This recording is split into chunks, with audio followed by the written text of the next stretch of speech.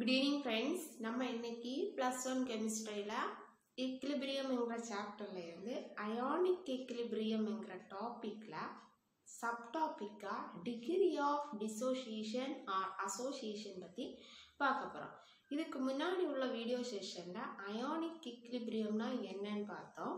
இப்போ அந்த ions வந்து ionization or dissociation நடக்கும். ஒன்று வந்து dissociation நடக்கும், இல்ல அது வந்து அயனைஸ் ஆகும், அயனைசேஷன் நடக்கும். இப்போ இந்த மாதிரி நடக்கக்கூடியது எது வரை நடக்கும் அப்படின்னு நம்ம பார்க்கக்கூடியது தான் இந்த டிகிரி ஆஃப் டிசோசியேஷன். டிசோசியேஷன்னா என்னன்னு பார்த்தோம், ஒரு சாலிட் சப்ஸ்டன்ஸ் அதில் ஆல்ரெடி அயான்ஸ் வந்து இருக்கும், தட் மீன்ஸ் அயானிக் காம்பவுண்டாக இருக்கும். அந்த காம்பவுண்டில் நம்ம வந்து வாட்டரை டிசோசியேஷன் அப்படின்னா ஒரு சாலிட் சப்ஸ்டன்ஸ் அது அயானிக் காம்பவுண்ட்ஸாக இருக்கும், அதில் அயான்ஸ் ஆல்ரெடி ப்ரெசண்ட் ஆகிருக்கும். இந்த காம்பவுண்டை நம்ம வாட்டரில் டிசால்வ் பண்ணும்போது அதில் இருக்கக்கூடிய அயான் செப்பரேட் ஆகும். இந்த ப்ராசஸ் வந்து டிசோசியேஷன். அயனைசேஷன்னா என்ன, ஒரு நியூட்ரல் மாலிகுல் வந்து நம்ம வாட்டரில் டிசால்வ் பண்ணும்போது அதில் இருக்கக்கூடிய பாண்ட் பிரேக் ஆகி நமக்கு அயான்ஸாக கொடுக்கும், அயனைஸ் ஆகி அயான்ஸ் கொடுக்கும். ஃபார் எக்ஸாம்பிள் HCl வாட்டரில் டிசால்வ் பண்ணும்போது அது H+ அயான்ஸையும் Cl- அயான்ஸையும் அயனைசேஷன் மூலமாக கொடுக்கும். இப்போ இது வந்து அயனைசேஷன். இப்போ இந்த ரெண்டு ப்ராசஸிங் எது வரை நடக்கும் அதுதான் இந்த degree of dissociation or degree of association. இதை ஆல்ஃபாங்கிற சிம்பிள்னால சொல்லுவாங்க. What is degree of dissociation or what is degree of association? Degree of dissociation or degree of association is equal to the actual number of ions in the solution is divided by the total number of ions that would form if the electrolytes were completely ionized. அப்படின்னா இப்போ நம்ம கிட்ட ஒரு 100 molecules இருக்கு, ஒரு compound இருக்கு, அந்த காம்பவுண்ட்ல 100 molecules இருக்கு. இந்த 100 மாலிகுல்ஸ்ல ஒரு 10 மாலிகுல்ஸ் வந்து அயனைஸ் ஆயிருக்கு, மீதி 90 இருக்கு. அப்ப அதுல degree of ionization or degree of dissociation என்ன அப்படின்னா, ஆஃப் அயனைசேஷன் ஆர் டிசோசியேஷனை ஆல்ஃபாங்கிற சிம்பிள்னால சொல்லுவாங்க. இப்போ the actual number of ions in the solution, எத்தனை number of ions வந்து அயனைஸ் ஆயிருக்கு, 10 dividing by total number of ions that would form if the electrolyte were completely ionized, 100. தான் வந்து degree of dissociation or association. So define degree of dissociation or ionization.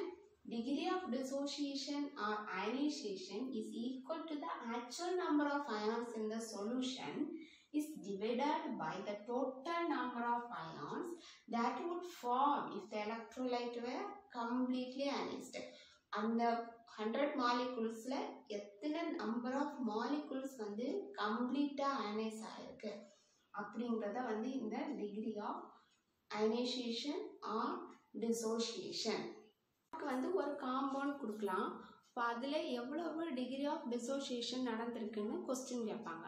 அப்போ நம்ம எந்த formula use பண்ணி அந்த ப்ராப்ளத்தை சால்வ் பண்ணணும்னா ஆல்ஃபான்னு degree of dissociation or degree of ionisation. Alpha equal to number of molecules ionised, எவ்வளவு நம்பர் ஆஃப் மாலிகுல்ஸ் அயனைஸ்ட் ஆயிருக்கு. இப்போ நான் எங்கே சொன்னேன், 100 மாலிகுல்ஸ் நம்ம கையில் இருக்கு, அதில் இருந்து 10 மாலிகுல்ஸ் தான் அயனைஸ் ஆயிருக்கு, மீதி அங்கே எவ்வளவு இருக்கும், 90 இருக்கும். இப்போ எவ்வளவு percentage of ionization or dissociation நடந்திருக்கு அப்படின்னா இங்கே வந்து இப்போ 100 போட்டோம் அப்படின்னு நமக்கு பர்சன்டேஜ் கிடைக்கும். That is equal to number of molecules ionized, எவ்வளவு 10 dividing by total number of molecules 100 into 100. இந்த 100 இந்த 100 கேன்சல் ஆச்சுன்னா 10% ஆஃப் மாலிகுல்ஸ் வந்து அயனைஸ் ஆயிருக்கு. அங்கே degree of ionization வந்து எவ்வளவு 10%. Then this degree of ionization is inversely proportional to the concentration of the weak electrolytes. Degree of ionization or dissociation is affected by some factors. எதெல்லாம் factors னா first factor dilution.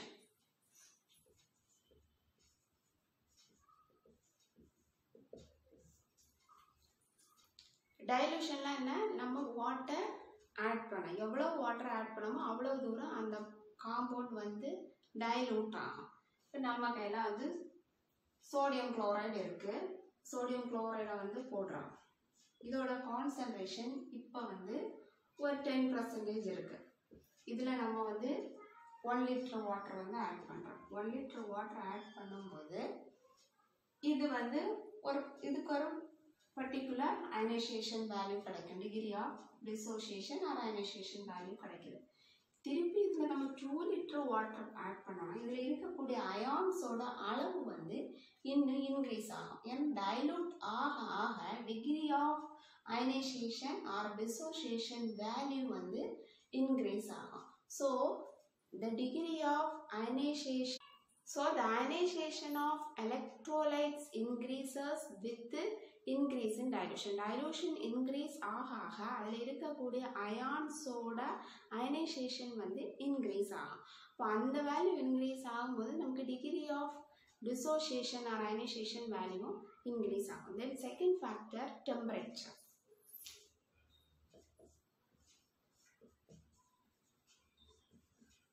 Ionization is an endothermic process. Endothermic na absorption of heat. Heat வந்து absorb பண்ணுது. So if the temperature increases, degree of ionization or dissociation increases. Temperature increase ஆக ஆக இந்த degree of dissociation இல்ல ionization value வந்து increase ஆகும்.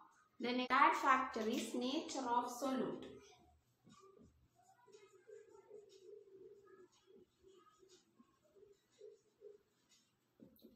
solute கேஸ்ல வந்து ஒன்று நம்ம வீக் எலக்ட்ரோலைட் ஆட் பண்ணுவோம், இல்லை ஸ்ட்ராங் எலக்ட்ரோலைட் ஆட் பண்ணுவோம். வீக் எலக்ட்ரோலைட் எப்படி அயனைஸ் ஆகும்? Partially ionised. So its degree of ionisation value is low as compared to degree of ionization value is high. இப்போ of the strong electrolyte test. strong electrolyte கூட நம்ம இந்த weak electrolyte compare பண்ணும்போது weak electrolyte ஓட degree of ionization value குறைவா இருக்கும். ஏன்? Because weak electrolytes ionize partially, so its degree of ionization value is low. But strong electrolytes ionize completely, so its degree of ionization value is high. That is the one of the main factor of this degree of ionization or dissociation. முக்கியமான factor வந்து இந்த nature of the solute. Weak electrolyte caseல the degree of dissociation or ionization value குறைவா இருக்கு. ஏன்? weak electrolytes partial ionize ஆகும். அங்க ionization வந்து பார்ஷியலா தான் நடக்கும். அதனால அதோட டிகிரி ஆஃப் அயனைசேஷன் வேல்யூ குறைவா இருக்கும். ஸ்ட்ராங் எலக்ட்ரோலைட் கேஸ் எடுத்துக்கிட்டோம்னா அங்கே வந்து அயனைசேஷன் கம்ப்ளீட்டாக நடக்கும். அதனால அதோட degree of dissociation or ionisation value வந்து ஹையாக இருக்கும். தென் the next factor is nature of solvents. Solvents with high dielectric constant value has higher degree of dissociation or ionization value as compared to the solvents having low dielectric value. இப்போ dielectric value அதிகமாக இருக்கக்கூடிய solvents வந்து degree of dissociation or ionization value ஹையாக இருக்கும். For example, water. The water ஓட dielectric constant value 80. இதை நம்ம benzene கூட கம்பேர் பண்ணுறோம். பென்சீனோட வேல்யூ இந்த வாட்டரோட டயலெக்ட்ரிக் கான்ஸ்டன்ட் வேல்யூவோடையும் குறைவாக இருக்கும். இப்போ வாட்டருக்கு வந்து சால்வேட்டிங் பவர் அதிகமாக இருக்கும். இப்போ the solvents having higher dielectric constant value has high degree of dissociation value as compared to the solvents having low dielectric constant value. The next factor is presence of other substances. The presence of common ions reduce to degree of dissociation or ionization value. இப்போ ஒரு compound இருக்கு, நம்ம வந்து சால்வெண்ட்ல இல்லை எலக்ட்ரோலைட்ஸ்லையோ இந்த substances அந்த காம்பவுண்டில் இருக்கக்கூடிய ஒரு காமன் அயன் இருந்ததுன்னா அங்கே வந்து இந்த டிகிரி ஆஃப் டிசோசியேஷன் வேல்யூ குறையும்.